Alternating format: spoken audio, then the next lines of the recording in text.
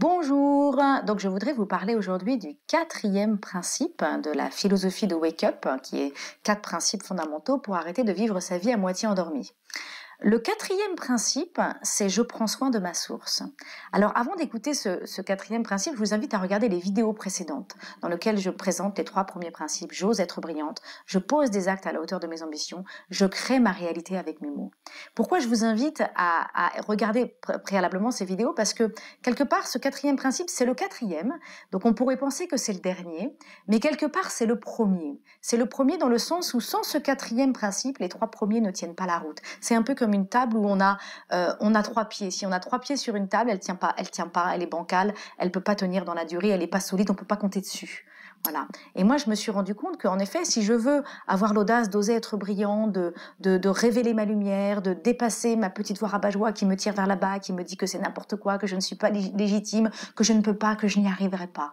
Si j'ai envie de poser des actes à la hauteur de mes ambitions, de travailler sur ma vision, de travailler sur mes objectifs et d'agir à la hauteur de ces belles choses que j'ai envie d'accomplir dans ma vie, si j'ai vraiment envie d'aller sur le terrain de jeu de la vie pour devenir un entrepreneur du monde de demain, ça c'est le deuxième principe. Si j'ai envie de changer mes conversations, si j'ai envie de réfléchir à comment est-ce que je peux me servir de mes mots pour transformer ma vie, et bien ça, tout ça, c'est pas possible de le faire si je prends pas soin de ma source.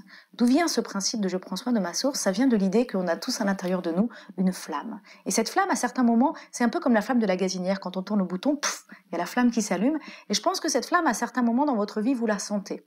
Ça peut être un moment, ça peut être un court instant, ça peut durer quelques minutes, quelques heures, une journée. Mais on a des moments où dans notre vie, régulièrement, on sent cette flamme allumée. Cette flamme, c'est notre force de vie. Cette flamme, c'est mon espoir. Cette flamme, c'est ma brillance. Cette flamme, c'est mes idées. Cette flamme, c'est mes projets. Cette flamme, c'est ce qui m'anime, c'est ce qui fait chanter mon cœur, c'est ce qui fait vibrer, mes tripes. Ça, c'est ma flamme intérieure.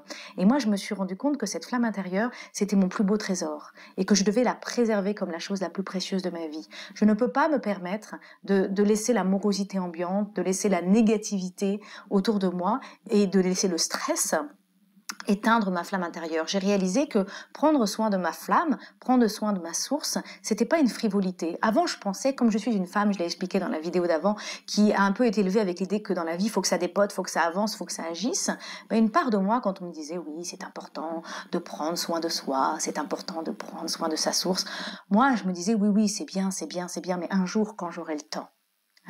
Et quand j'ai vraiment commencé à faire ce choix de vivre ma vie pleinement réveillée, de vraiment incarner ma vie et d'activer tout le potentiel énorme que j'avais à l'intérieur de moi, et ben là j'ai réalisé que prendre soin de ma source, et ben c'était pas du tout une frivolité, c'était vital. C'est un peu comme du mettre de l'essence dans le moteur de sa voiture. Si on met pas de l'essence dans le moteur de sa voiture, ben à la fin la voiture elle est à sec et ça marche plus. Alors plusieurs choses que j'ai pu faire et que je propose pour réussir à prendre soin de sa source. La première chose, c'est de faire attention à ce qui rentre dans mon champ de conscience.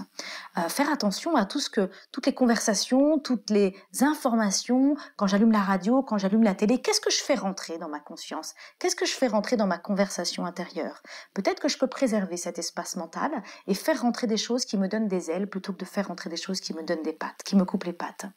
Et après, l'autre axe que je propose, c'est vraiment de travailler sur une connexion avec son corps.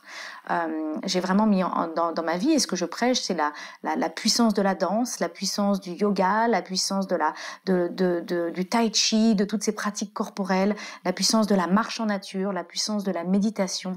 Prendre le temps de faire du vide et de reconnecter avec son cœur. J'ai pris conscience que dans ma vie, le grand patron, c'était pas mon cerveau, le grand patron, c'est mon cœur. Et pour pouvoir connecter avec mon cœur, eh ben, je dois faire du vide. Quand je suis constamment en train de courir après ma to-do list et après mes SMS et après mes emails, eh ben, je peux pas être à l'écoute de mon cœur et donc je peux pas connecter avec cette sagesse intérieure.